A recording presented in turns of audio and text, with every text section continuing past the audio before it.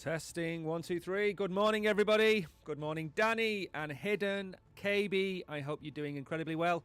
Triple B is watching over on Binance Square. I hope you are well. I think Mags is here as well. Good morning to you all. We are streaming from 1,100 places this morning, and we're going to be live in just 10 seconds.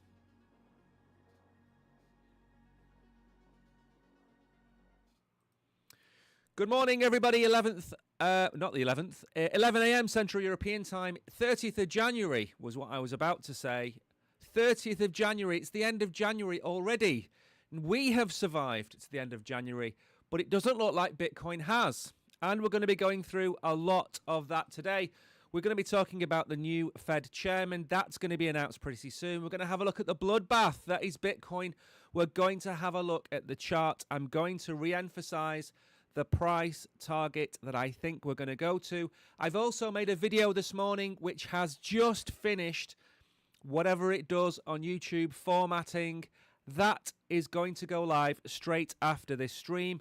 I talk about the Fear and Greed Index. It's about 10 minutes. I go through what the Fear and Greed Index is, how it's made up, and this question is answered in that video. Should you use the Fear and Greed Index to sell Bitcoin, and should you use the Fear and Greed Index to buy Bitcoin? That's the question I answer in that video. That will be live in about an hour from now. As well as talking about the bloodbath, we're going to have a little bit of an education day today. It's a Friday. We try and do things a bit different. We're going to look at stablecoin layer ones. Now, this might sound as boring as dishwater, but there are only a few of them. We're going to look at them. We're going to look at the latest one. I did say that we would look at Stable. If you remember, it was ripping. I said I'm going to go and find out what it is. We're going to look at Stable. We're then going to have a little look at ARK and Plasma and Layer 0 as well. Or Layer 1, sorry. We're also going to look at a couple of things. We're going to look at what CZ's been saying over on Twitter. We're going to look at Sentient. Now, why we're looking at Sentient? We're looking at Sentient because one of our viewers, Mags, asked me about it. And I said, I'll find out. So I went away. I did a bit of research in Sentient. I've also got an article to talk about it today. And then we're going to finish with Uniswap auctions. That's going to be the show today. I think we've got some coins to look at that have been recommended by some people. We're going to go through them as well. So I hope you're all doing incredibly well. Mags is here. I hope you're well. Mary is here. By the way, if you won the quiz on Wednesday night, which Mary did, what I need is your Solana wallet address, and then I can send you your prize money. I think Kabir's already sent me his. Hidden's already sent me his. Mary is a laggard when it comes to claiming, but she is a demon when it comes to answering the questions in the quiz. Now, what was so special about the quiz on Wednesday? It was multi-channel live. The people on Binance Square played alongside the people on YouTube, and it was the first time, as far as we're aware, in history that there has been an interactive quiz of any sorts across multiple channels. So we are the world's first. We're the world's first. You can say you watch a channel that has done something that nobody else has done. Now, we are going to get on with the stream. Otherwise, we'll be here all day patting ourselves on the back. And that is not what we do at Crypto Warehouse. If you're new here, say hello in chat. We have a lot of people in chat. Jaffer is here. Triple B is here. We've dropped a box over there. Say hello. Say hello in chat. Now, you're going to have to put your big boy pants on. Okay? You're going to have to put your big boy pants on for this. Because we're going to be as honest as we can. We're going to look at the Bitcoin chart in a minute. Bitcoin, as I said on Monday, is feeling very bottomy. And very bottomy is normally a sign where we bounce. Okay? When people start talking about Bitcoin being a failed project, that's a bottom signal. When people start saying that Bitcoin is going to go to $30,000, $40,000, that's a bottom signal. The same way that when your friends start sending you messages on WhatsApp or WeChat or whatever, asking you if they should buy Bitcoin, that's normally a top signal. And funnily enough, I should have sold my Bitcoin when people started messaging me on WhatsApp in October. I never did I? Should listen to my own advice. Now, Bitcoin's coming in at 82,200. There's not much for it to go to get to the target that we've got for it, by the way. Ethereum at $2,700. Do you remember when I sold you at the end of last week? I nearly sold at $3,000 and I didn't. Again, should have listened to my own advice. We're down 10% on that. BNB 833, XRP 173, Solana 115. Solana's getting to the juicy part, the juicy price that I'm going to start thinking about buying at. I got another DM from somebody who shall remain nameless, asking me what I was dollar cost averaging into. Again, I'm going to say the same thing to you as I said to him. The only thing I'm actively buying right now is World Liberty Finance. It's the only coin I'm buying right now. And the reason I'm buying it is because I went through the portfolio that I've got yesterday, and we have very, very strict management of our portfolio. We have a very strict amount in our portfolio. We don't just go and chase every butterfly in the field, okay? However, if Solana starts going towards $100 and we can buy, I don't know, let's say 10 Solana for $1,000, I'm going to go and start buying Solana, okay? I'm not going to buy Cardano. I'm not going to buy BNB. I'm not going to buy XRP. Mainly, I've got enough XRP and I've got enough Cardano. I do feel a little bit underweight on Solana. If you looked at the portfolio, I think it was 5.9% yesterday. So Solana starts to break down below $100. That's where I buy. Anyway, as I said, I'm always going to try and be as open as I can. I'm buying World Liberty Financial at the minute, and it's fractions. It's tiny. It's like $10, $20 here or there every I don't know, 3 or 4 days. So I'm not buying a lot of it because it's not a main part of my portfolio. Hype would be another one to keep an eye on.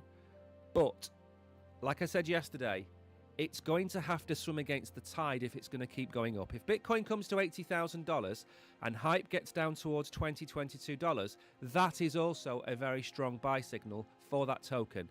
I will not be buying any, however. Just keep that in mind. Anyway, this is going to be the bit that's going to hurt. This is why you need your big boy pants on. Are we all ready? There are no gainers. Okay, there's no glorias today, but this is it. Do you remember what I said on Monday? Do you remember what the title of my stream was on Monday? It was Crimea River. And I said, don't go near it. Not financial advice, of course. Why? Because it had such a meteoric rise that it's down 24% today, and it's still only down 10% for the week. Okay? I'm not saying it's a bad project. I'm saying you should buy good projects at the right time, not good projects when they're pumping. We had this conversation about Hype yesterday. I said, buy Hype when nobody's talking about it. Buy Hype when it's not in the news. Don't buy Hype. There we go. I'm just making sure I'm back on camera. Zcash is down. I mean, it's not a great day. It's not a great day. I think we should just move on. I mean, I'm not going to rub any more salt in the wounds than I've...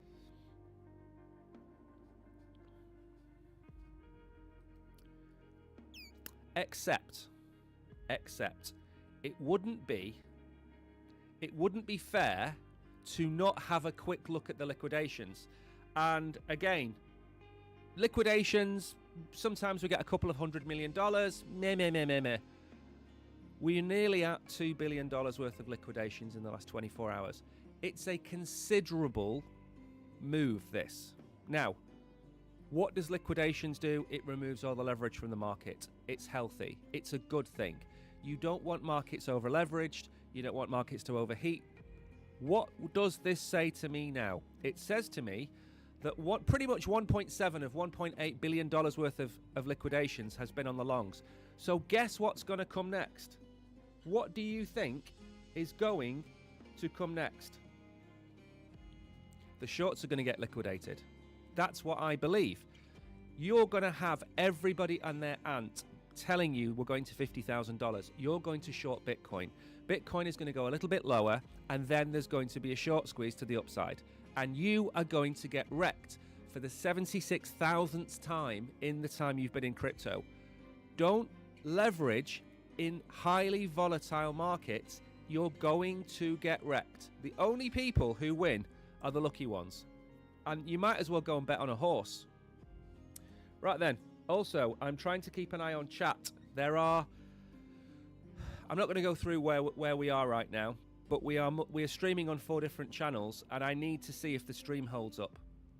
That's what we're trying to do. So we're live on the usual places, but we've added another channel today. So let's see if the stream holds up. Now, this is the video I've made today. I made the tweet. I made the video to follow up with the tweet.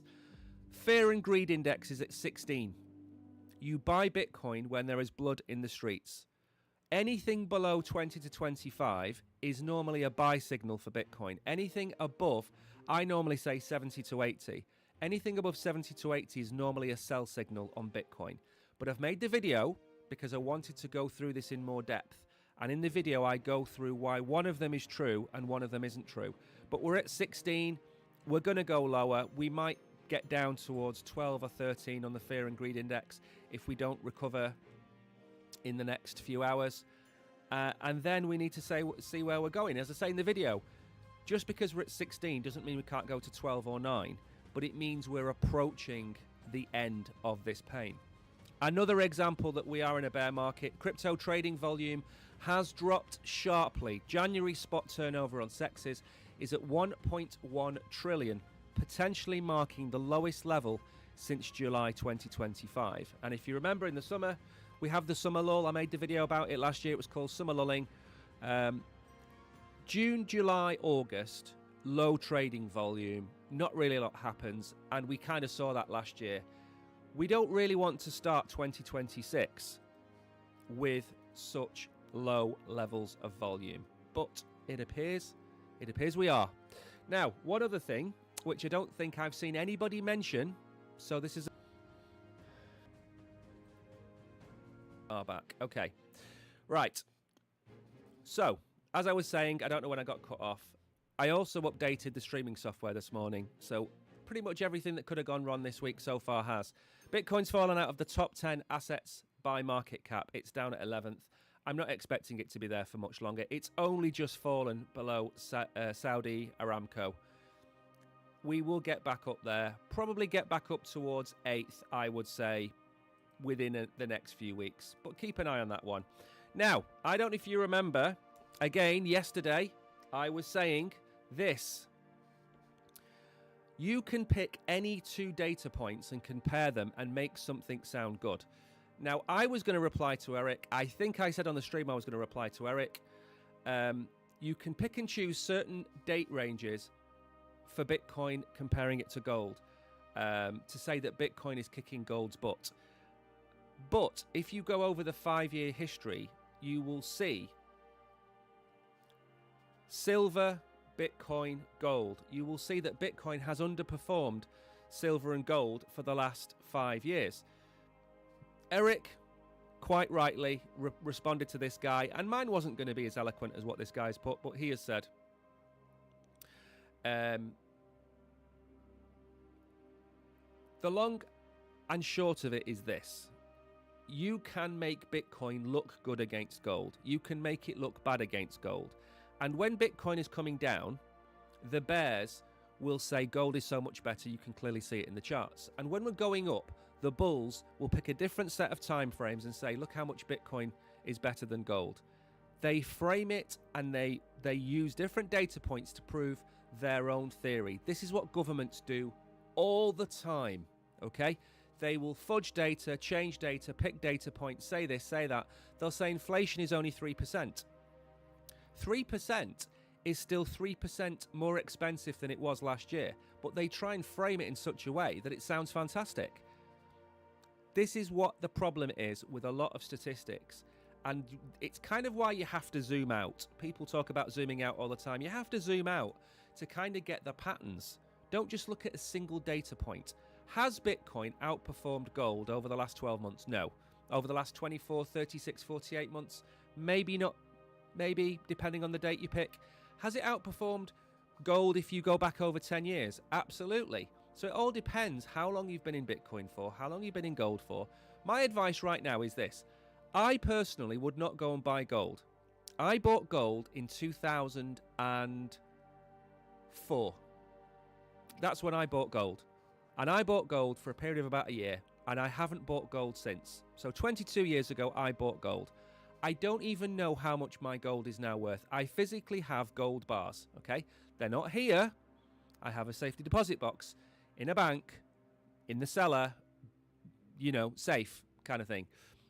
But I bought gold 22 years ago because I knew it was something that would accrue in value over time. I didn't buy a lot of gold, but I bought enough. Going back to the hype thing, when we're talking about gold, that's the wrong time to buy it. When we're talking about hype, it's the wrong time to buy it. That is how you should look at it. When something's in the public eye, everybody sees it, everybody buys it, it's at a different price. You want to buy things like AI tokens and real-world asset tokens that are not being talked about. That's the key. Once they're in the public eye, the price is too high. You don't make your profits. Now, this is something which I will also die on the hill for. Somebody cutting a tree down outside. There is this conspiracy theory where BlackRock, Binance, Wintermute are dumping the markets. They're dumping the markets. Wintermute's dumped the markets.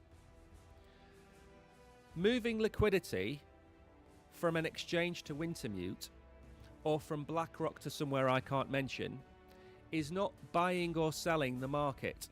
It's moving liquidity around.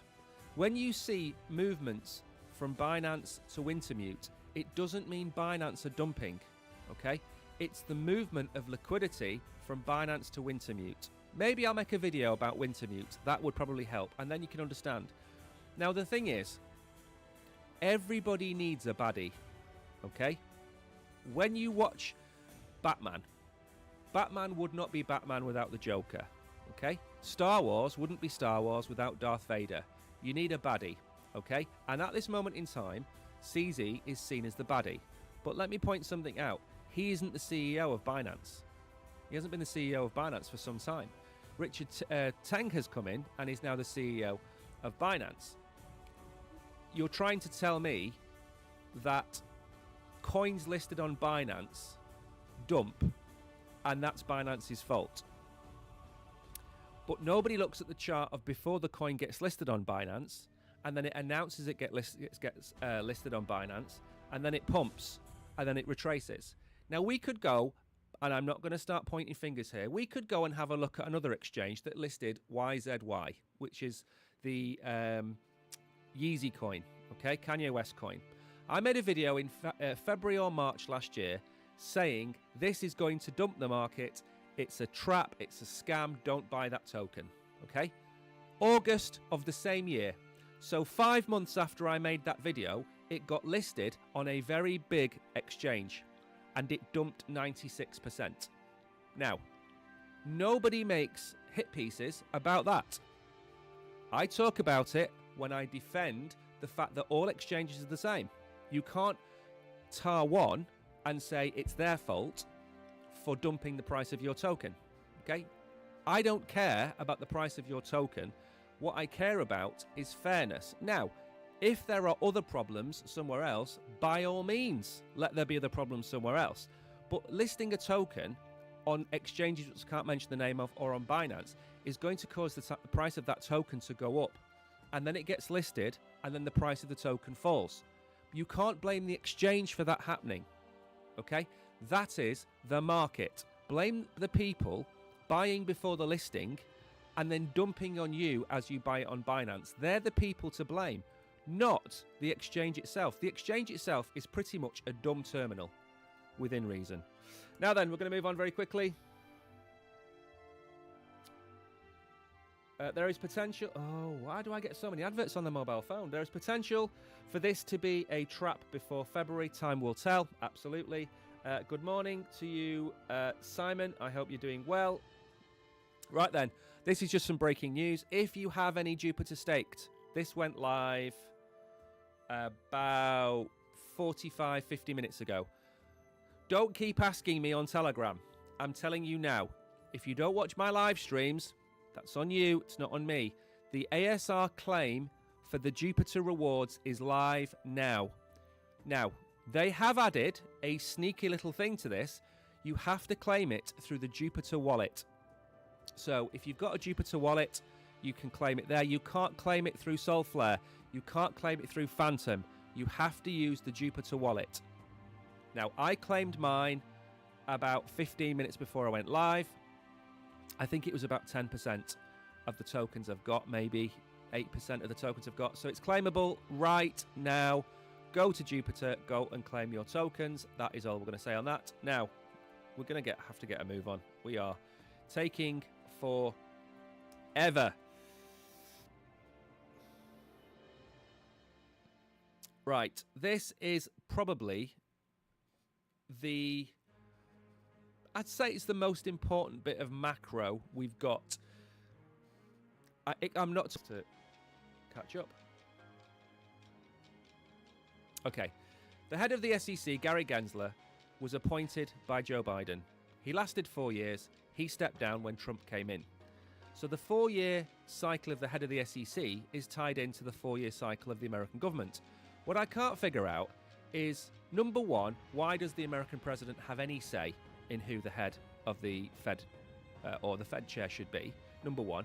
And number two, if he does have a say, why does that say come within his tenure? Why doesn't he appoint the head of the appoint the head of the Fed on the day he becomes the president of America?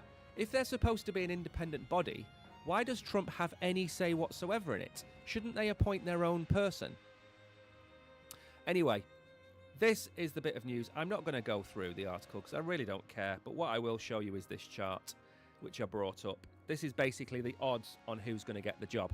Now again, you might not be a betting person, you might not like predictions markets, but they're not bad at predicting who is what. Now, these are the odds. Kevin Walsh is now at 87%. Rick Reeder, 8.8. Christopher Waller, 1.8. And Judy Shelton is at 1.6. So according to Polymarket, Kevin Walsh is the favourite to get the job. We told you that Trump wanted to pick one of the two Kevins. I think Kevin Walsh is clearly going to be the winner. He'll be the new head of the Fed. But remember, he won't come in until May. Powell is there for the next couple of months, even though Trump is trying to get rid of him, desperately trying to get rid of him. He can't. And we're going to get a Kevin. Lovely. Now then, we're going to move on. This is the news. Now, I've got the Bitcoin chart to bring up. I'm going to tell you where I think Bitcoin's going to go to. I watched the Oracle last night for the first time in a while to basically get his opinion on things.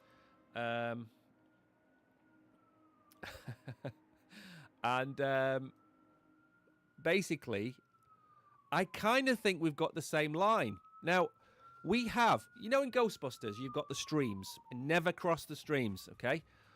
When KB in chat and the Oracle, who streamed last night, and me have the same price, it tends to work, okay? Because normally we're like spraying in 3 different directions, north, east, and south. Just never get in the same line, okay? Except on the odd occasion when the sea goes calm, okay? And the owls stop tweeting, and then you hear the sounds are coming across the sea of the same number. And that happened last night. So I'm going to tell you what that is in a second. But the crypto bloodbath, Bitcoin slips below 85,000, 800 million liquidated. It's now 1.8 billion in liquidations. We were above 87. We were looking at 87 to 90, and we fell away. We fell down. We fell below 87 too. Path of least resistance points lower as Bitcoin cracks key support. We are down a lot. I didn't look at the market cap of crypto. Probably should have done. Probably what am I now? About are we going to be down to about 2.8 trillion for the market cap of crypto? Let's have a look. Look at that. We were 3 trillion, weren't we? Yesterday, the day before. 2.8 trillion. Never a good sign. 15 billion more was piled into the day's trading volume. Most of it leaned heavily towards sell pressure and profit taking. Bitcoin is catching heat from multiple directions The hawkish posture after the FOMC decision was certainly one of them. Nation-state conflicts is certainly another one of them. Over-leveraged long positions paired with crowded long and short ratios kept setting off liquidation chains in thin liquidity conditions. And here we are. We're having a bit of a moment. Okay, now again, this is a little bit like Christmas Day. You've put your turkey in the oven, and 3 hours later you realised you didn't turn the turkey on. Okay, and you're serving in an hour. Right? You're having a panic moment. Don't panic. We've all been here before. Okay, this is why microwaves were invented. Right? We don't need to panic at 82,350. We don't need to panic at many different prices. We're in a bear market. We've been there since October. We are now 4 months into the bear market. If it lasts 6 to 12 months, we are we're a third of the way through. Okay?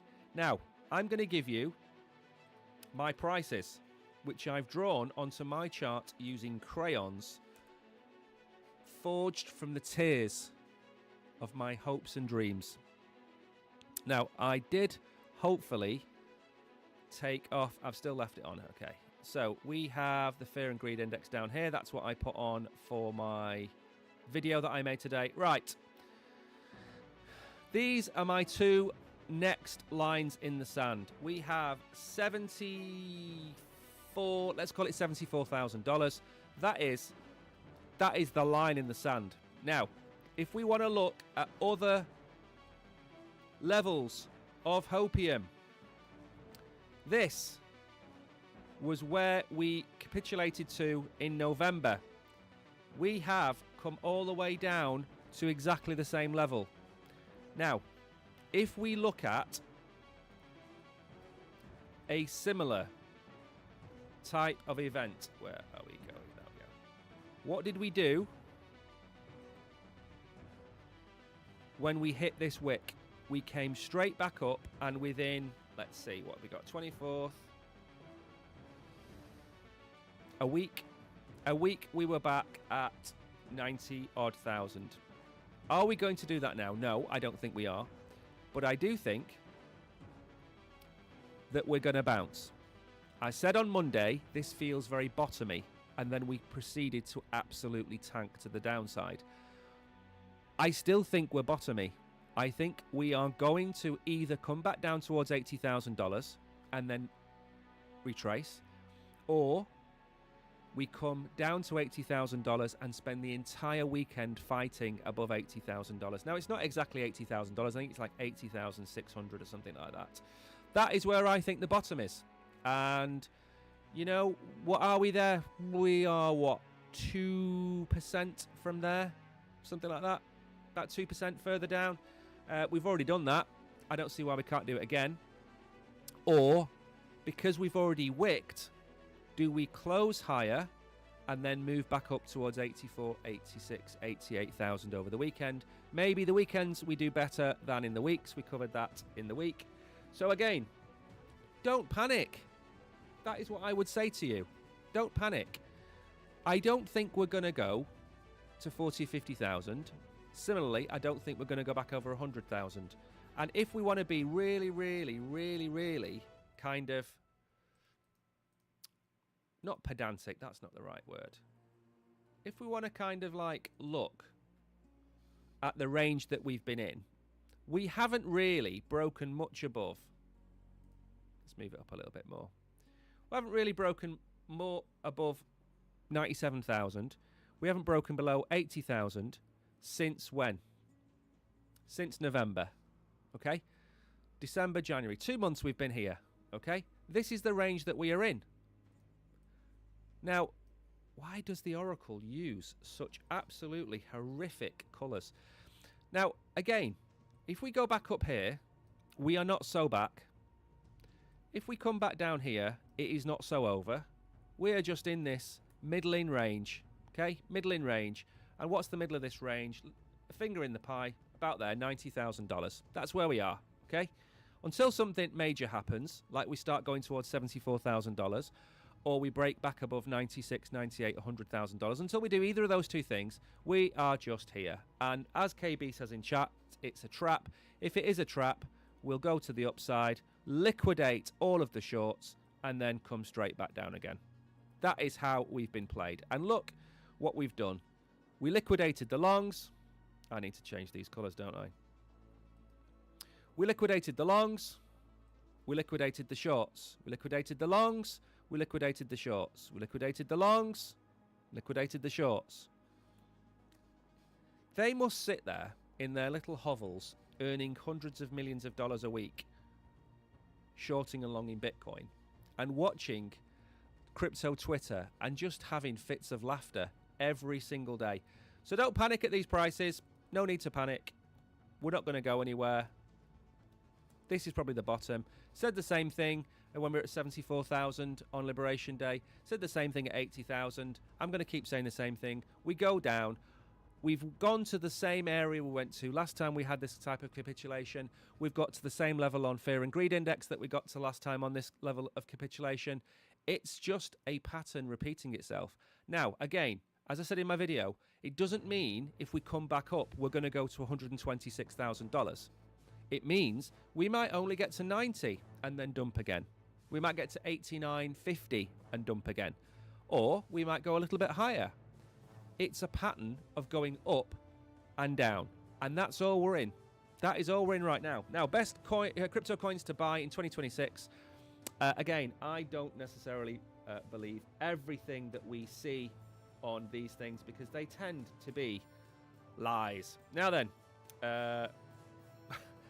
KB says we are all in sync. Now, as I said, this has happened once before. KB, Oracle and me have synced once before. And to be honest, KB, I don't remember if we were right at that time. Okay, but it sounds good when we've all come to the same conclusion. Me using crayons, and then you and the Oracle using battled hardened TA. Okay, because if the man with a crayon can get to the same price level that you can, clearly something's right. Now, full disclosure, I didn't write this article, and I'm not necessarily going to agree with this article. I know we're streaming in different places today, and I do want to point that out. Just because I include an article with these tokens doesn't mean I endorse them. It just means I find it and then I talk about them, okay? We should have called our channel Crypto Snark, because I think that's a modern day word, isn't it, for just bitching about things. Now, we're going to go through some of these. I think there's only a couple listed, isn't there? There's 4 listed. Now, BlockDAG, we have covered before. How do I get that big enough for you to be able to read? That'll do. I remember looking at BlockDAG, and I remember thinking it was a bit scammy, but I don't remember. So we're going to skip over that one, because we're going to get onto the ones that we actually like. Ethena is roaring back into the spotlight following massive new exchange listings for its USDE stablecoin. These listings have sparked a wildfire of trading volume, proving that when the big players open the gates, liquidity follows. This is terribly written. Now, I was not a fan of Ethena, and we covered it when it went live on Binance about 2 years ago. At the time, the stablecoin was paying about 18%, I think, if any of you were here that remember that. And I was saying, don't trust any stablecoin paying you 18%, because the last time somebody paid you 18%, it was it was Luna. We don't want that. And then since then, the earnings have dropped and they've become a bigger and bigger prospect. If we go and have a look at the charts, you are going to find USDE is there. Okay, it's in 16th position. It's got a $6.5 billion market cap. Now, I would argue this is a great example of fake it till you make it. And I don't mean that in a disrespectful way. What I mean is that if we go back to when it was at $1 billion or $500 million market cap, it was a lot more fragile than it is today. Okay, doesn't mean it can't go bust, but it's a lot more fragile than it is today. Now, the one trend we have seen is we've got World Liberty Financial, USD1, Ethena, USDE, and we've got some others knocking around as well. They've all got their own coin. Now, what World Liberty Financial are doing is using the profits from USD1 to buy World Liberty Financial token. That's why I am buying it.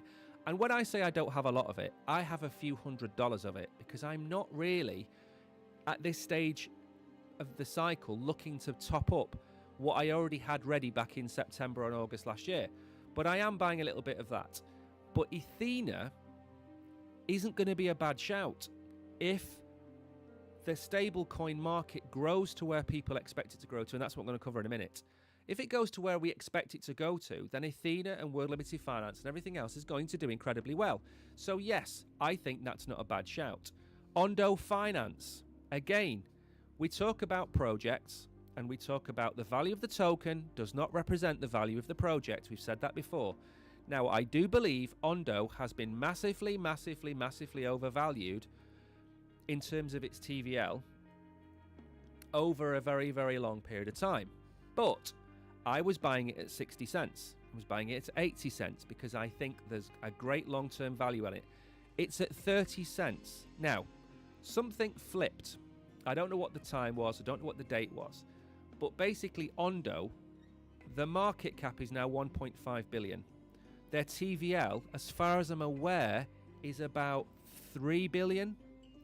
So they've now got more TVL, and their TVL is a higher number than their market cap. There was a time where their market cap was about 6 to 8 billion. So there's been a complete change in the fortunes of Ondo, but there hasn't. As I said to you before, you chase the coins that are not being talked about. Ondo is not being talked about. Hype is. Hype's on an upward trend. Ondo is clearly in a downward trend. They are backed by huge institutional players. They have launched synthetic versions of stocks in multiple locations. It is a matter of time before Ondo takes off, in my opinion. I've held my Ondo, and I'm not going to sell my Ondo. In fact, I hold Ondo on 3 different exchanges. That's how much I trust them. Not because I know anyone in the team, but from the outside looking in, they work with BlackRock. They have institutional grade products. And as soon as you mention institutional grade products and institutional partners, you should really start to look at who they are. Not some banana decks, okay? It's run by a couple of degens that ran perps for a few years. No, we're talking about people that talk to men in suits with glasses and balding heads and slightly portly bellies, okay? So Ondo for me is a definite. Ethena, I won't go near it, but I think that's an absolute positive. Memecore, I wouldn't touch Memecore either. Not because I think that the meme market is dead. We still like a lot of meme coins, but it's the stage of the market. If we do see a prolonged period of consolidation and Bitcoin does move down, Bitcoin does break 80,000, Bitcoin does go towards $70,000 and does retake its previous all-time high, which was 69,000. If it does go down there, that is maybe another 15% move. If Bitcoin comes down 15%, the majority of coins in your portfolio, including everyone on your screen, is going to get wrecked. So, because of that, how much are they going to get wrecked? Well, Ondo, in my opinion, and ENA will get wrecked less than Memecore and BlockDAG, in my opinion. So out of these 4, I would go for ENA and Ondo, just because I think that is the way the market goes. Now then, this is an interesting one, and we're not going to spend too long talking about this because I don't want to bore you all to tears on a Friday. And I know it's a Friday.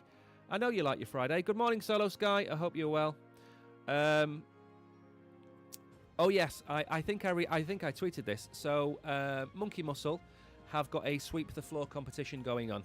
Buy some Monkey Muscle NFTs, buy some gain tokens, and you'll be entered into a prize draw. Go through to their Discord channel, sign into their Discord channel, tell them what you've bought, screenshots, all that kind of stuff, and you're entered into a prize draw. So I know that's been going on. I did retweet it yesterday as well, I think. Now then, okay, right. There are 4 known stablecoin layer 1s that I am aware of.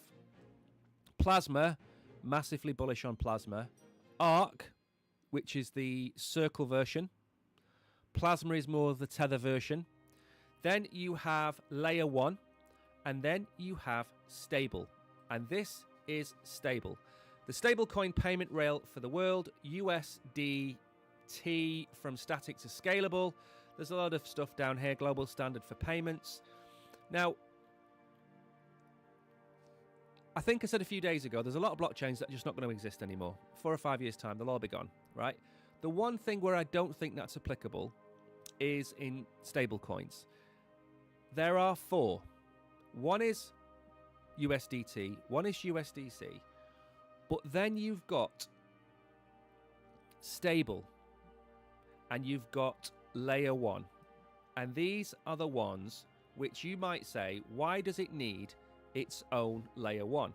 And that would be a very good question. And my answer to that would be, when you create your own blockchain, when you have your own blockchain, you don't write it from scratch. You go and use the Optimism stack or something like that. You write your own blockchain.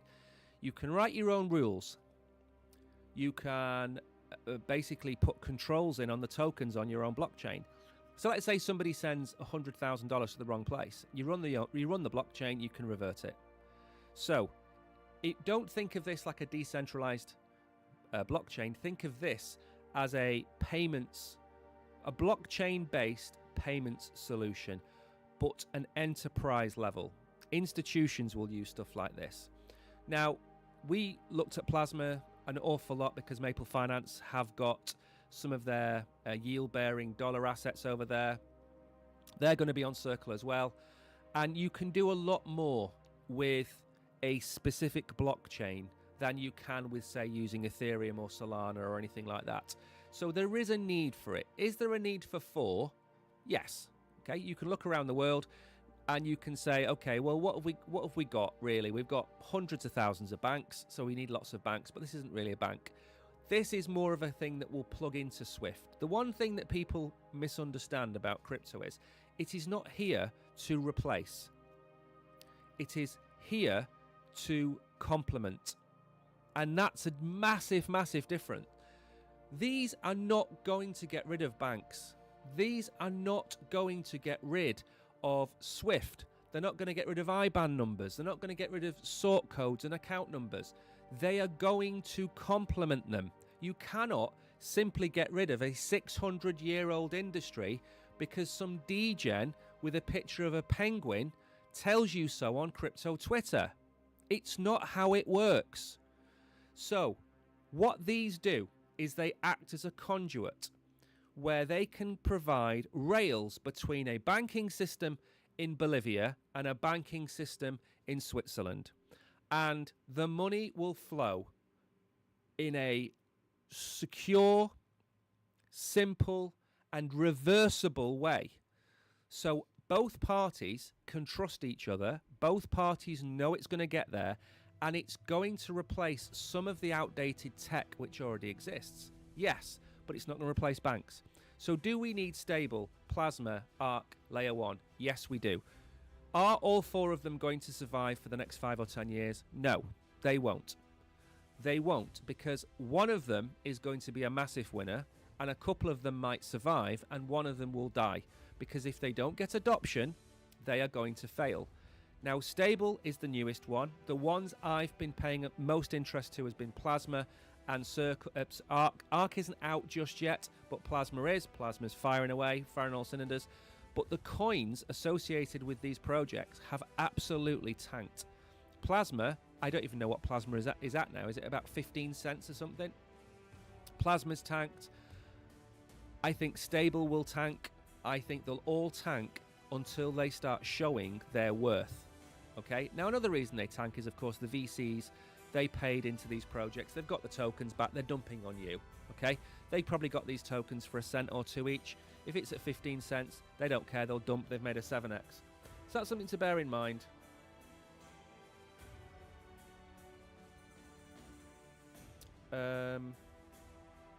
So just bear that in mind whenever you think about it. Now, again, I can't spend too long on this because I don't really want to run over today. It's a Friday.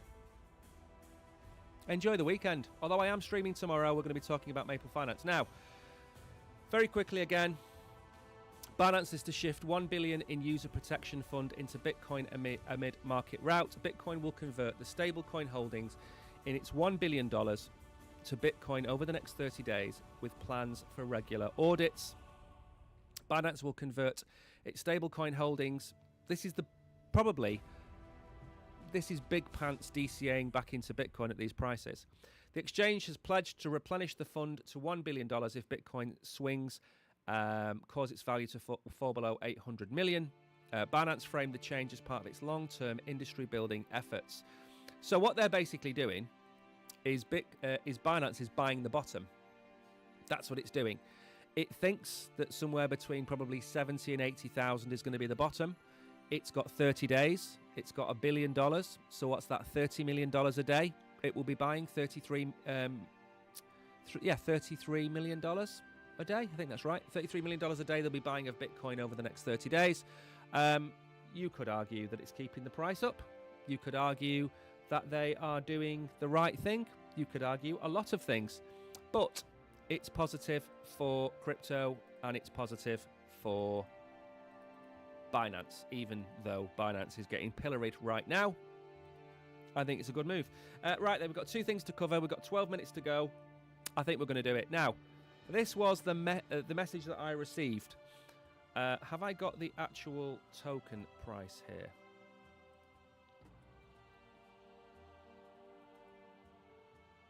I think it's this one. Yep, this is the one. Now, hopefully, the person who asked me, should I take profits? Hopefully, they did. But let's see. So, Sentient defies a market sell-off with 60% gains. 3 metrics explain why. The price rose 60% despite the market weakness. Strong spot outflows showed continued dip buying even after an 18% pullback. Leverage heavy longs raise downside risk unless price holds above 3.9 cents. We're at 3.8 cents. So, let's go back down to read about this. Where is it talking about the actual token? This is not what I was expecting it to be. So we'll go over here and I will show you this instead. But this is what I looked at as well the other day. So again, right, so this is open source AI. Now, the big issue I've got with all of these tokens is they're not in the public spotlight right now. It's an absolutely fledgling industry. And I have backed NEAR and FET, or ASI as it's now called. They're the two winners I think there's going to be in the field. Now, we have liked virtuals. We do like virtuals. A16Z, we like them as well. But there's a lot of AI projects. Now, this one does not have a bad market cap right now, considering the pullback. $275 million is not bad.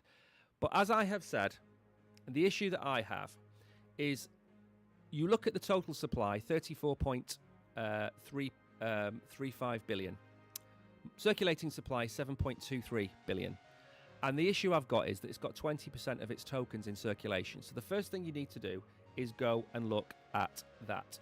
The next thing you need to do is ask yourself why this token has moved up to these two different ranges. It moved up to its previous all-time high here, and now it's putting a new all-time high here.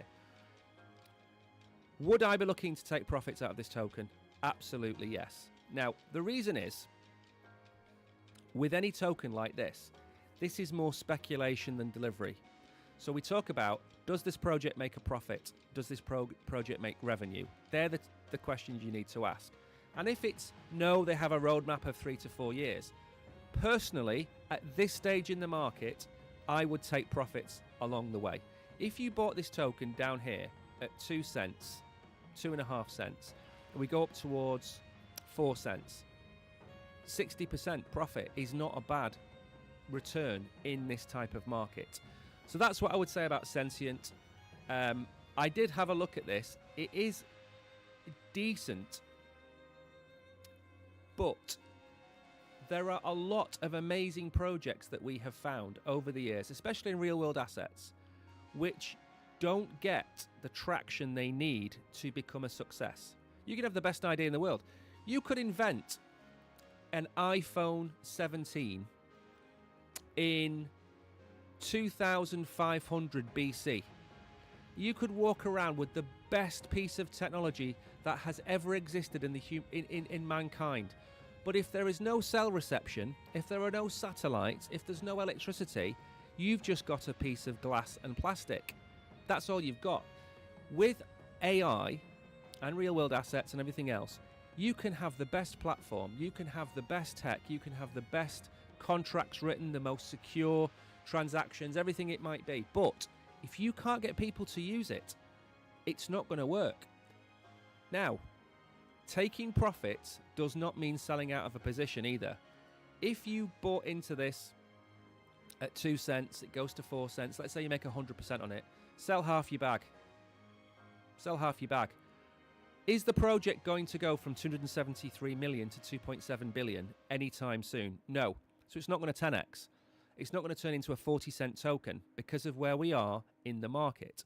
So where could it realistically go? Could it go to $1 billion? Maybe it tops out at $1 billion. That's a 4x from where we are now.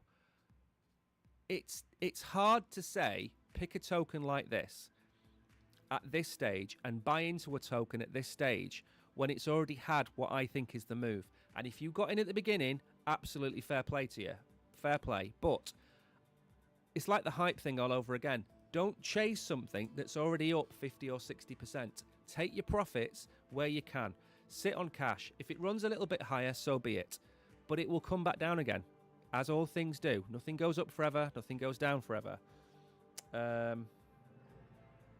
You've already made profits with it. That is absolutely brilliant to hear. Absolutely fantastic. Right then, this is the last bit of news.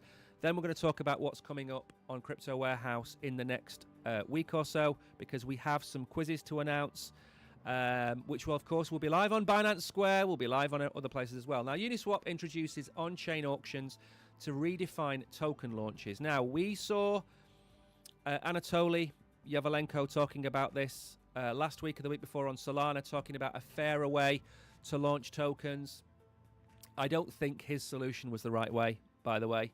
And I said that at the time. Uniswap has got auctions. It's preparing to launch continuous clearing auctions on its main web application on Feb 2nd, introducing a new standardized way to conduct on-chain token launches.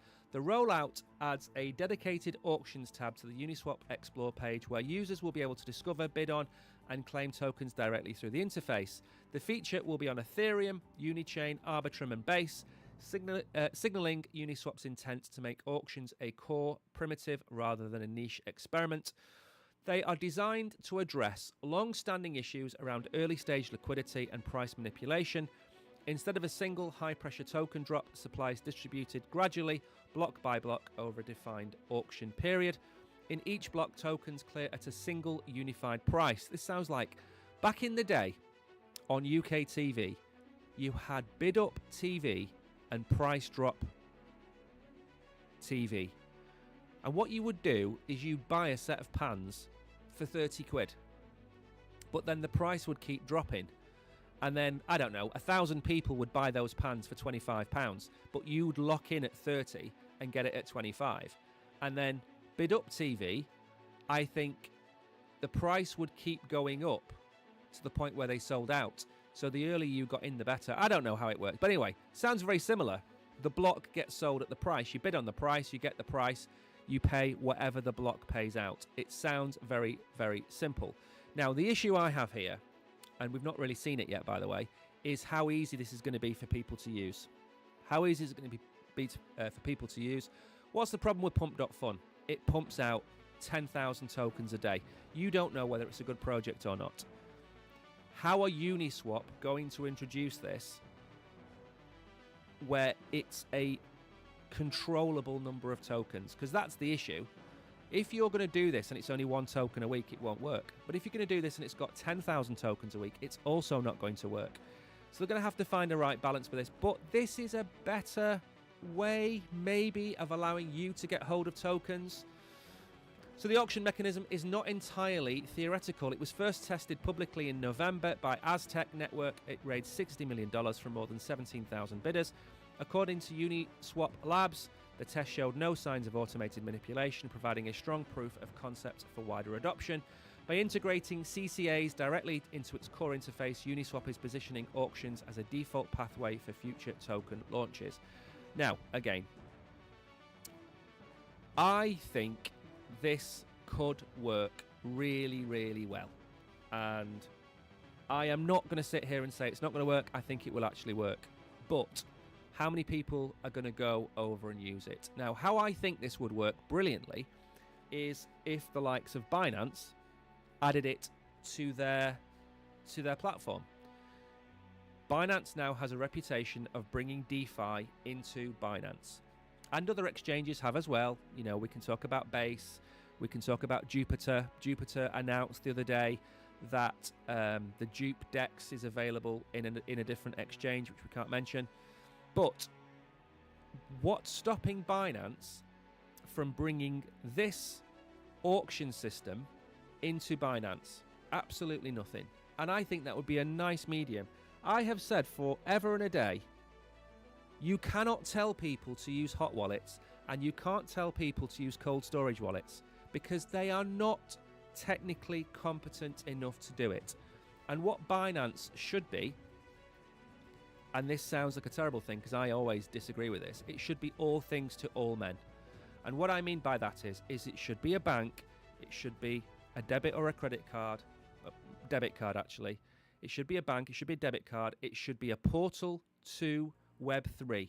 And that includes having DeFi, that includes having the likes of this, the auctions. It should be available. Now, again, there should be a simple mode and an expert mode. Of course there should be. We can't expect Granny Smith to be able to go on and do this, but Granny Smith should be able to press a button and buy $10 of Bitcoin every single day, every single week, every single month. That should be Granny Smith's option, right? But Degen Dave, okay, Degen Dave and his bros, okay, they wanna go deep on AI, okay, because that's the vibe. So they should be allowed to do this, but they should be allowed to do this through Binance as well. Everybody should be able to do whatever they want through a portal. Think of Binance, instead of being a centralized exchange, it should be like a WeChat. Everything can happen. That's how it should work for me. It should be a massive, great big marketplace. Look at Amazon. Amazon's got Prime, it's got its videos on there, it's got its music, it's got books. It's more than one thing nowadays. That's what Binance needs to move towards. But for me, I think this would work. I think this is a better solution than allowing VCs to buy into tokens. Why should somebody with a lot more money than you be allowed to pay 1 cent for a token, and then when it gets to you, you have to pay 10 cents for that token, and then it goes live at 20 cents, but you miss it because you were asleep, and then it drops to 15 cents or 5 cents, 4 cents. You wake up, you're 60% down. The VC then sells his bag or her bag for 3 or 4 cents and takes all the profit, and you're left with a token where you're down 80%. That doesn't work, and that's not fair. So I think this is a better way of doing it, and I quite like it. Now, we are going to talk about one more thing before we go. So if I just go full screen for a second, I'm going to very quickly bring up the tweet that I put out a few days ago. Also, I have completely forgotten to drop any type of box on here. Let me very quickly drop a... why is he not letting me send a red packet? Give me 1 second. Give me a second. I think I need to hit refresh. And then we're good.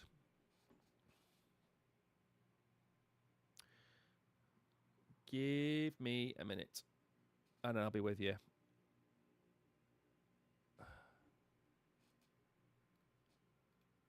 Okay, so.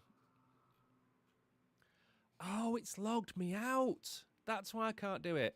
Okay, fine. I've been logged out of Binance. That's why I can't drop a box. Right, I'm going to very quickly bring this up for you and show you what we're going to be doing in the next few weeks. So don't go anywhere. Give me 2 seconds to bring this up. Here we go. This is the tweet. There we go. Okay, right, very quickly. We have 2 more quiz nights in the calendar for February. And February, by the way, February is Sunday. Sunday is the 1st of February. January's gone. January's gone. We have got on the 4th of February, Maple Finance. On the 19th of February, we have WolfSwap, Wolfies, which is the NFT project. Both of those will be playable on Binance, Square, and other places, which we can't mention the names of. But you'll be able to play along. We had several winners over on Binance. We've had some winners on other places. So next Wednesday, we have one. And then the Wednesday after, I don't think it is the 19th. I think I've got that date wrong. Let's just double check. Yeah. So the Wolfies is not February the 19th. It should be February the 18th. But it's kind of, you kind of get the idea. So the 4th and the 18th, we're going to have 2 different quiz nights. You are all cordially invited to those quiz nights. And that is pretty much it. I am streaming tomorrow, by the way. I'm going to stream on Binance Square and the other places. We're going to be going over Maple Finance tomorrow. Maple Finance review, we do it twice a month. There's too much information to fit into a video, so I'm going to go and do that tomorrow, 11 o'clock, same time, same place. Also, the video about fear and greed and what it actually is, how it works, and how I think it applies to Bitcoin. That video will be going live in about 10 minutes. So keep an eye out for notifications. It's only a 10 or 12-minute video. Watch the video, enjoy the video, comment on the video, and above all else, Mags, KB, Solo Sky, Mary, Danny, have a great weekend if I don't see you tomorrow, and I will see you all on Monday. Ciao.